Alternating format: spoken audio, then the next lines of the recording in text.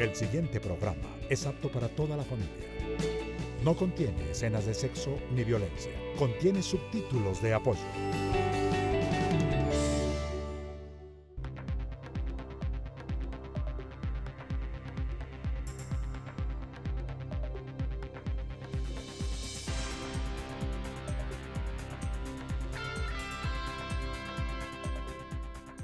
Muy buenos días, amables televidentes, bienvenidos al programa de todos ustedes. Hoy vamos con otro tema que seguramente les va a interesar y les va a gustar mucho, porque es un tema muy desconocido, pero que empieza a ser común en todas las reuniones y empieza además uno a familiarizarse con él. Y es el ataque de pánico, un síntoma de... No, yo no sé si llamarlo enfermedad o no, pero por lo menos de una afección que discapacita a miles de colombianos y de colombianas de todas las edades. El ataque de pánico inicialmente parecía como si no estuviera diagnosticado y de pronto se fue asociando también como con la depresión y con todo. Es un tipo de enfermedad que muchos de ustedes necesitan saber en qué consiste, porque cualquier persona lo puede sufrir, de cualquier condición social, de cualquier edad, de cualquier estrato. Para ello hemos invitado a la doctora Fabiola Lozano. Doctora Lozano, bienvenida. Muchas gracias. Ella es de la Asociación Colombiana de Depresión y Pánico. Sí, Sí, contra la depresión y el pánico. Sí. La primera pregunta, antes de irnos a un corte de comerciales, es... ¿Esto estaba diagnosticado desde antes o es muy nuevo? Digamos que ya desde mucho tiempo atrás, desde casi que uno puede decir que desde la época de los romanos, ya en ese momento se hablaba de cambios en los estados emocionales. Lo que pasa es que la terminología que se empleaba pues es la que ha cambiado. Exacto. Bueno, entonces vamos a ver con ella, con la doctora Lozano, en qué consisten esos ataques de pánico, qué caminos hay que tomar, qué soluciones hay y qué es lo que la gente tiene que hacer y en qué consiste básicamente. Pero vamos primero a un corte de comerciales y regresamos de nuevo con ella.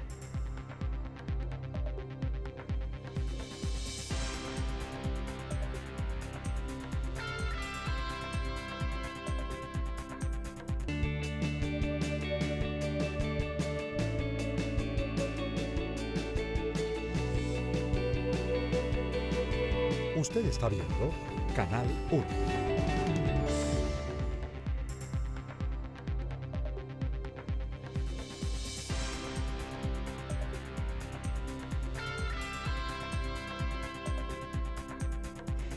Volvemos de nuevo con la doctora Fabiola Lozano y para ver en qué consiste el ataque de pánico. Primero, ¿qué siente una persona que sufre de ataque de pánico? ¿Qué siente? ¿Cuál es su percepción? Sí, la sensación es de un miedo intenso, o sea, un miedo, a veces ellos mismos lo describen como un miedo a enloquecer, un miedo a perder el control, a morirse o a tener un infarto, es lo que ellos describen. Además, porque eso se acompaña de un malestar corporal o de unos síntomas que lo hacen, digamos, más difícil para la persona, que son, digamos, que la taquicardia, se aumentan las palpitaciones, es una opresión en el pecho, una sensación de ahogo, adormecimiento o cosquilleo en las extremidades, a veces náuseas, sudoración. Entonces, todos esos síntomas físicos también hacen que la persona, y digamos que la taquicardia, la persona tenga la sensación de que le va a dar un infarto o de que se va a morir. Claro, y muchos deben pensar, no, está haciendo un show, ¿ok?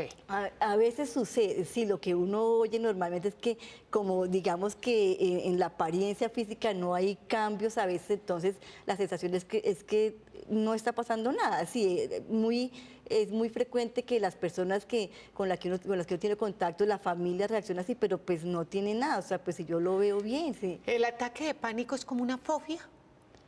Digamos que está dentro de la clasificación, dentro de los trastornos de ansiedad, o sea, el trastorno de pánico es uno de los que está catalogado como un trastorno de ansiedad, la fobia es otro. Lo que pasa es que en estas entidades suele suceder que hasta se comparten, ¿no? Se comparten, por decirlo así, como síntomas, como características, o a veces empieza, digamos, una de las entidades y evoluciona a otra, después se combina un diagnóstico, entonces sí se comparten cuenta de todo, pero son entidades diferentes. Una persona que sufre de ataques de pánico, ¿eso nace con ella? ¿Se adquiere?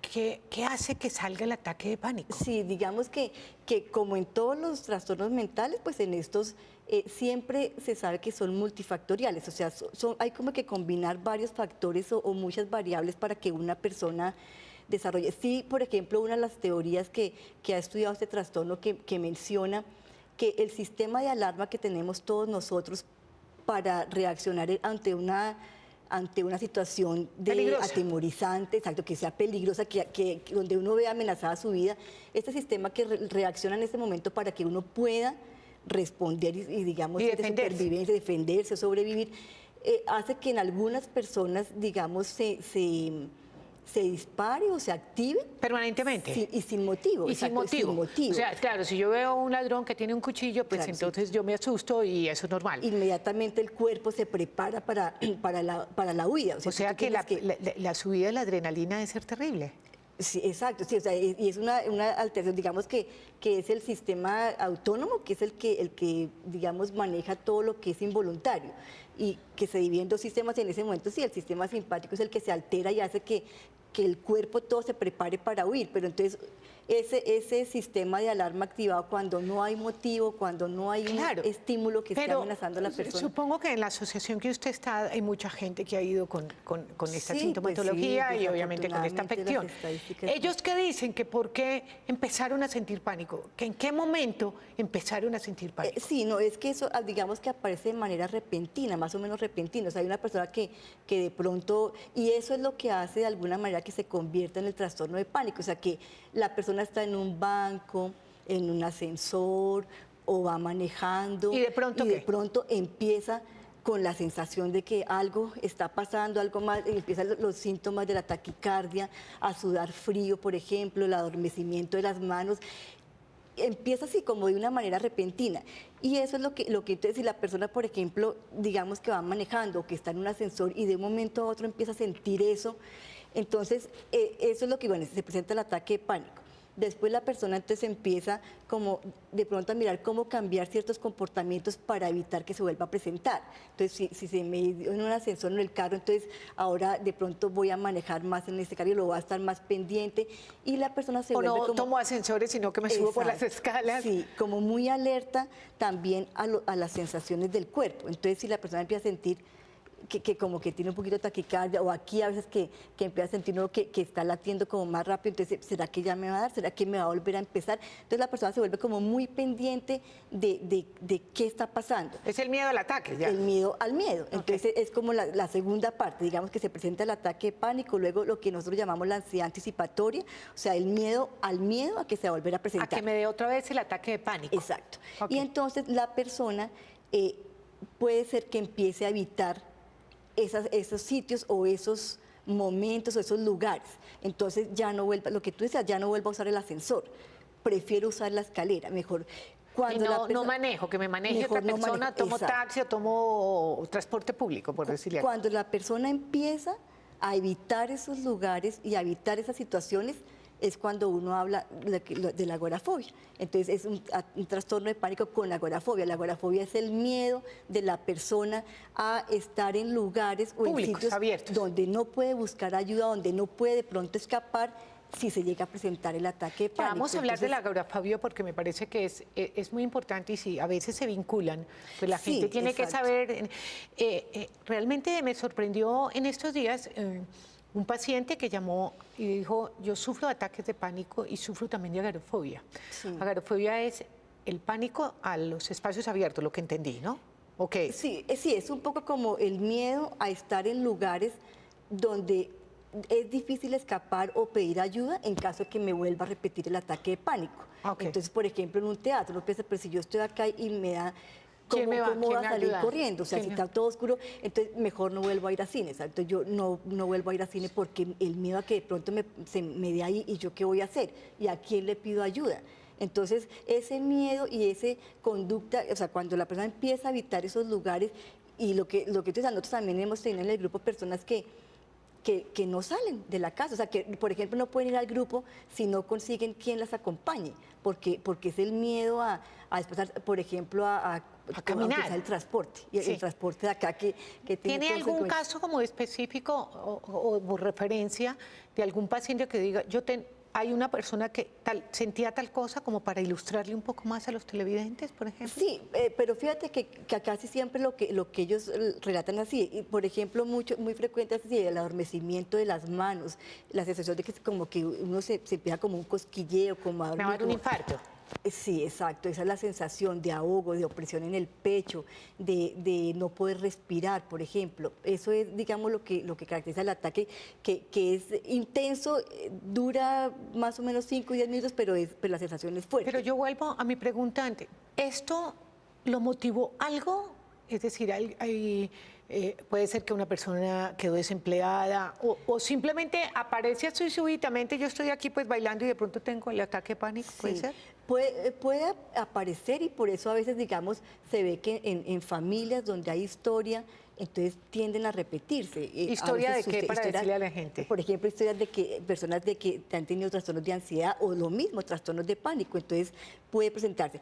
Pero lo que tú dices es cierto, a veces cuando una persona tiene el trastorno y uno empieza de pronto a indagar un poquito y uno mira, sí, de pronto era una persona que tenía un estrés muy intenso, a veces, no siempre, pero ocasionalmente puede ser un estrés muy intenso, de pronto una pérdida, un duelo ahí que Lo de mismo que pronto los no fue muy bipolares, que de manejado. pronto una pérdida también puede disparar la cosa.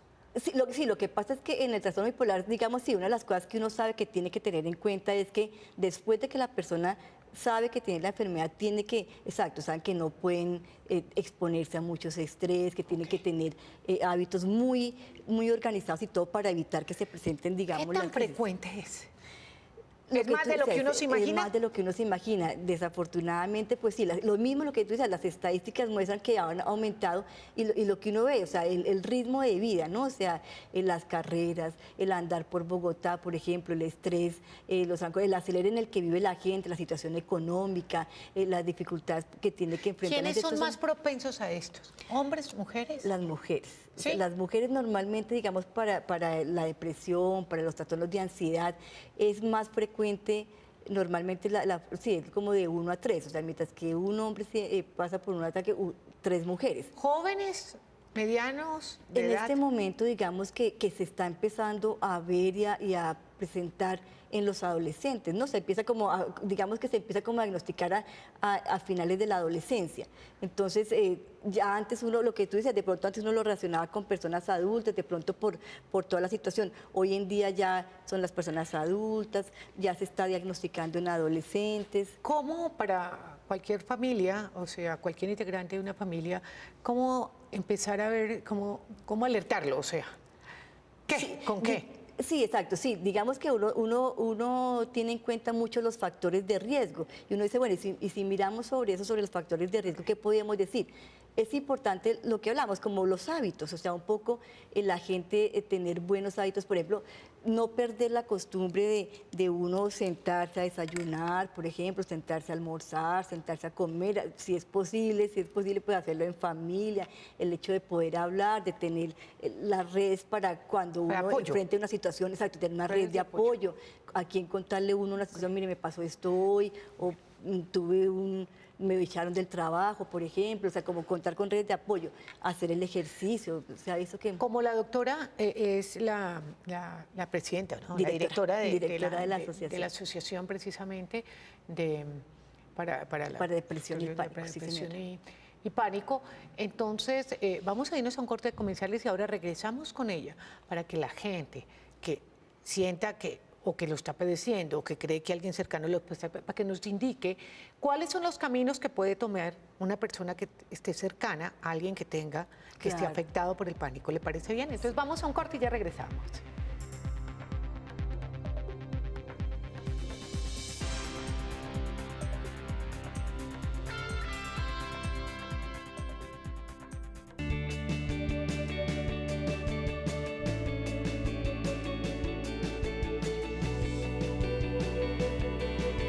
Usted está viendo Canal 1.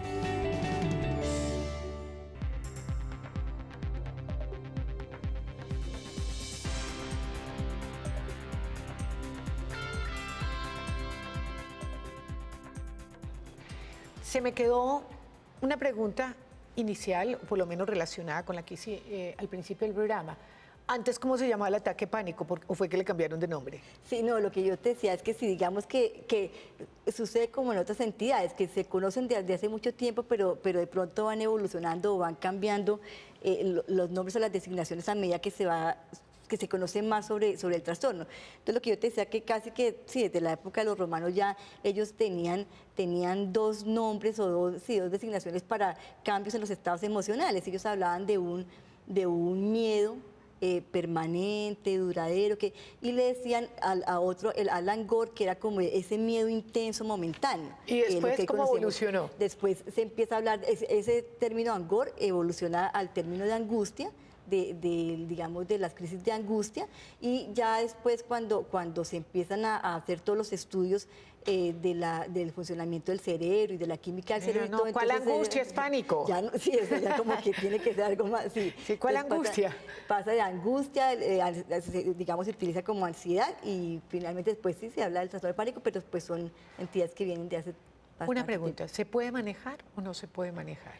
¿Y cómo? Yo pienso que una cosa importante es desde el principio un buen diagnóstico. Sí, o sea, entonces yo creo que lo importante, por ejemplo, de estos programas, estos acercamientos, es que la gente empieza a conocer más y empieza a saber dónde tiene que acudir, porque sucede muy frecuentemente que a uno le llegan personas que han recorrido muchas partes, muchos sitios. Y seguramente donde no es médico y tengo un médico, ahora la que me di yo con el micrófono fui yo, pero supongo que van donde un médico y dice tengo taquicardia, les hacen exámenes del corazón, les hacen Sí, todo. normalmente una persona con trastorno de pánico termina por urgencias en exámenes de corazón y todo porque se sospecha que de pronto puede ser un infarto. Un infarto, exacto. Okay. Pero a veces sucede que van a otras partes, entonces pierden mucho tiempo recorriendo y buscando ayuda. Entonces lo importante es que la gente conozca de estas enfermedades, de estas situaciones, estas condiciones para que puedan acceder a la ayuda mucho más rápido.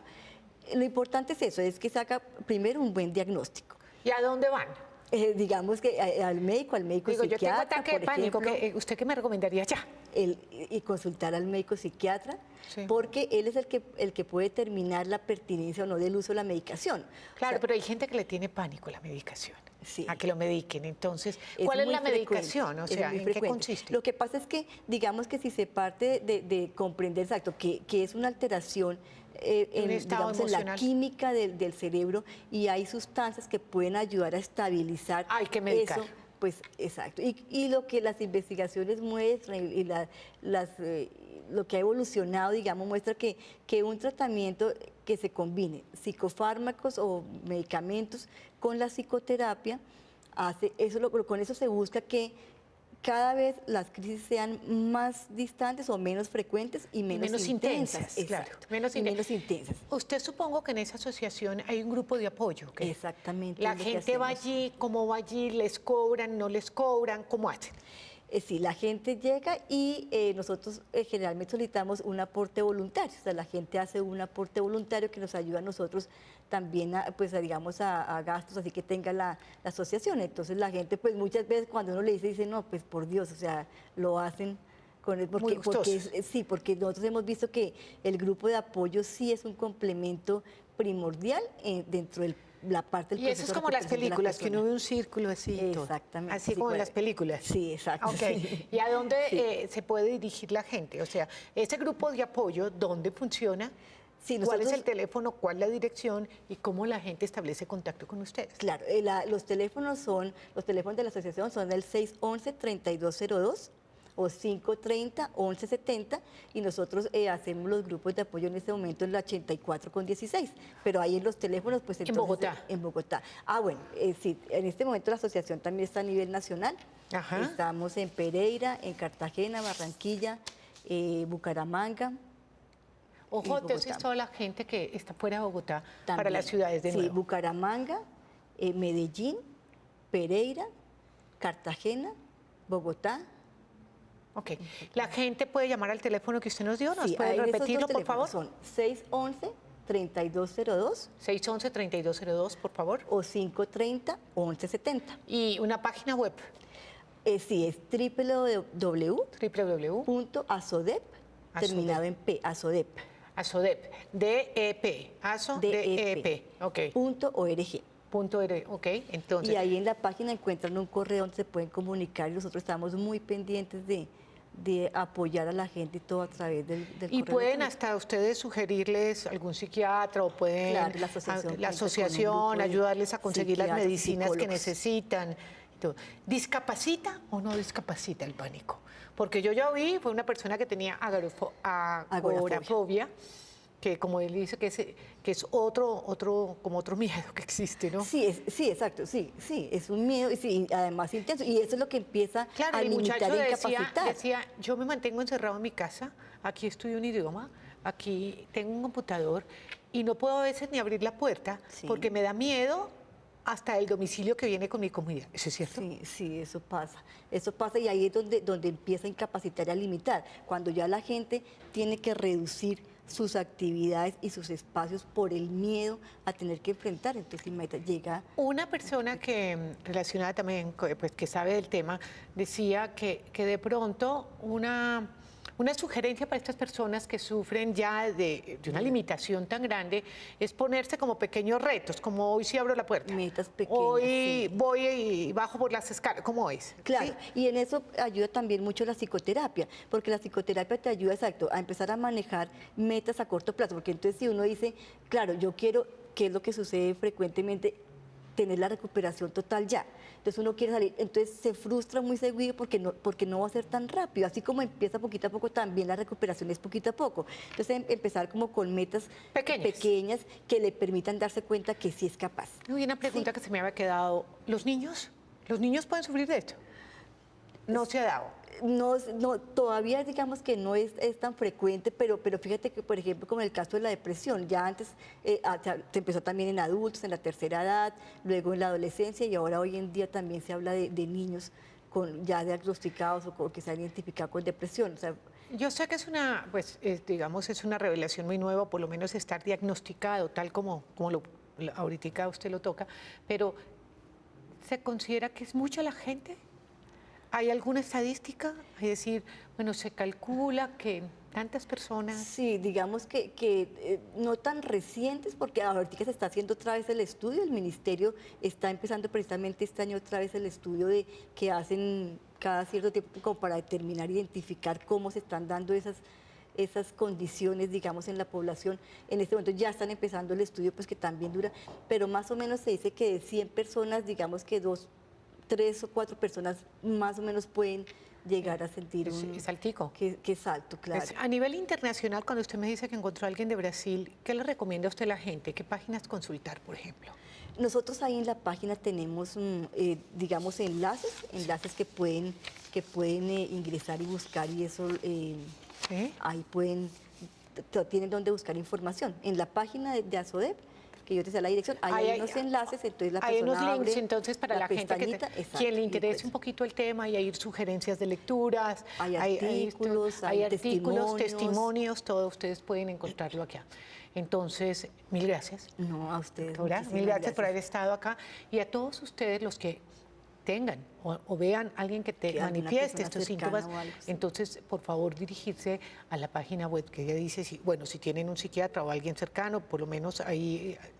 Sí, lo otro es compartir la experiencia con los grupos de apoyo que están ahí y sobre todo no temerle a la medicación, porque lo que dice usted es que la solución es químicamente controlar el desequilibrio que tengo. Combinar los psicofármacos con la psicoterapia. Con la psicoterapia. Sí, importante. Y apoyarse entonces en la Asociación Colombiana. Contra la depresión. Contra la depresión y el pánico que ella dirige. Mil gracias. A ustedes muchísimas gracias. Y a ustedes mil gracias por haber estado con nosotros también.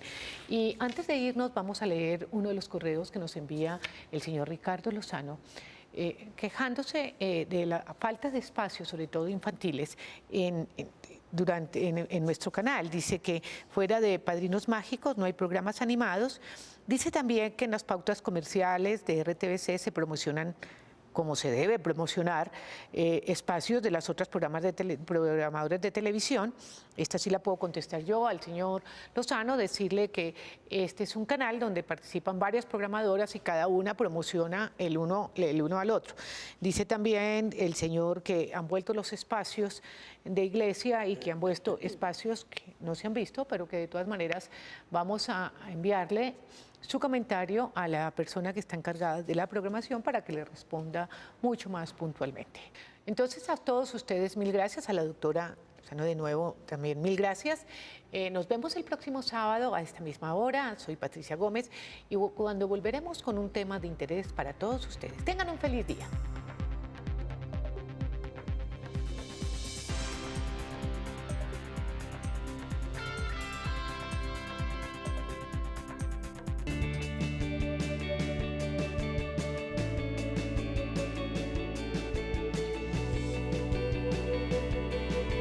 Usted está viendo Canal 1.